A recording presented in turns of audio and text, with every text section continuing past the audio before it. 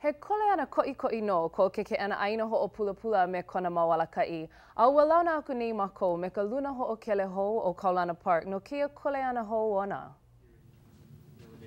Ma ka ha'alele aku nei o mai ka kane I ke ana aina ho'o pula ua ki'i ia o Kaulana Park kona hope o ia ke ala ka'i ai ka pau ana o keia wāhana. First of all, I think it's a privilege and an honor to serve our people. We are one of a few LE trusts that are left. So I carry that with great honor for our people. We've laid the foundation since we came on board in 2003. I was a part of that effort in the beginning. We set the shared vision initially, put together a strategic plan to carry out. There's been some good things that we've done early on. You can expect to see the continuation of that, being that I was part of that shared vision. So we'll continue to do great things for our beneficiaries. Ike leo o Kaulani, kona kole ana nui ma ka mālama I kā kuhi o ho'oilina, a ike pū o ia I ka hiki ole ke ho'oko ho'okahi ia e ia. We're looking to go from good to greatness, and I think we got some good emerging leaders, some good Hawaiian leaders in-house, and to me that's what is going to make us successful. Ma kona lilo o ia ke ala kai, ua noho me nā limahana vehe aku no ke ala holo. My analogy that I use is we're paddling the canoe, we're paddling the huiwa'a, and all I did was come from the number 4 seat, the power seat, and now I'm in the number 6 seat. And so everybody knows what to do. They know the direction we're going. I may change and catch some nalus on the way. We're going to have a few swells, we're going to have a few storms, but I think with the kua always covering over us, it'll be a great thing. O ke kahi wahi a Kaulana e ho'okele nei anō I kona po'e, o ia ka po'aia pili o ke kohua mahi makani ma Molokai, a ke lilo nei no he ninu ne ko'i mai ia kaiaulu. We're stepping into our energy policy that we set in the beginning of this year of 2009, and now we're starting to dive into some of those projects. O ke kahua mahi makani ma Molokai, ke kahi o keia mau pāhana, a he ki'ina no hona mau keia maka ale I ka ho'olilo I kehu e pono ai nā kaiaulu aina ho'o pula. I think that's the exciting part is that, number one, we're talking about here is renewable energy. We're talking about self-sufficiency. Can the two coexist? Can Molokai actually be a leader in that arena?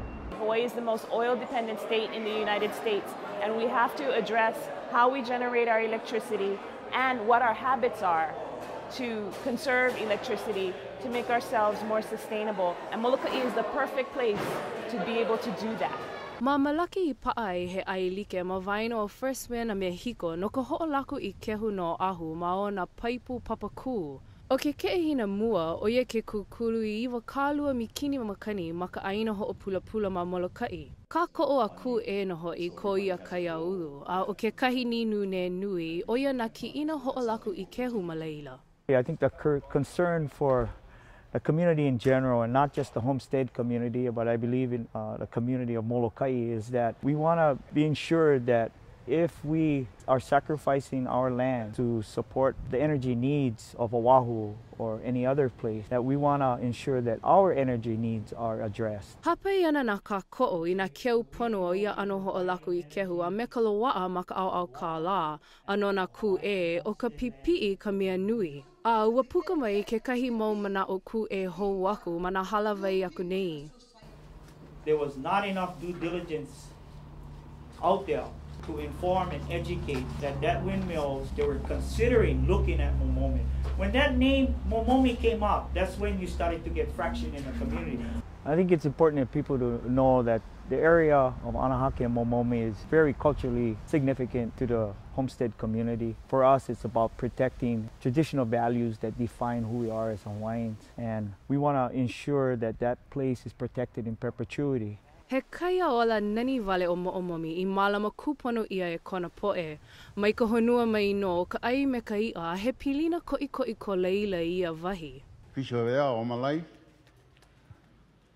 And that's what you like see when you go down the beach. Not me fishing. You like see everything the same way it was for thousands of years.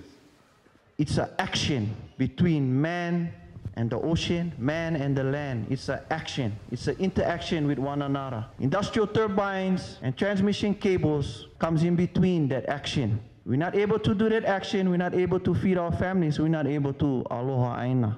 Ike ko DHHL no na ninu ne a paipai ana no I ke kaiaulu e ho'opuka mana'o. Obviously, you have differing points of views on an important issue. What has to happen is, because the project is still in its early stages, there has to be more kuka. People still have to get together. They have to hear each other out. And hopefully they do it in a respectful way. The most important thing, though, is that people have to be heard. People have to be known about their opinion. That has to be taken into heavy consideration. And that's what I believe the First Wind Project people will do. There are a lot of studies that still need to be done. There's a lot of information that needs to be shared. And there's a lot of mana'o that has to be shared between us and between those who are now expressing concern. And only after we have all of that information can we begin to determine where turbines could possibly go. If the actual project standing is considered to be graduation from high school, we in kindergarten. We got a long way to go before this can happen. If the developer, First Wind, and the Hawaiian Homes Department agreed that this should be a no-build zone for wind turbines and its related infrastructure, we will make a commitment to ensure that we will take down all of our anti-windmill signs, and it'll come down because, again, I think in general our group supports alternative energy such as wind turbines, but we don't support it in Anahake and Momomi.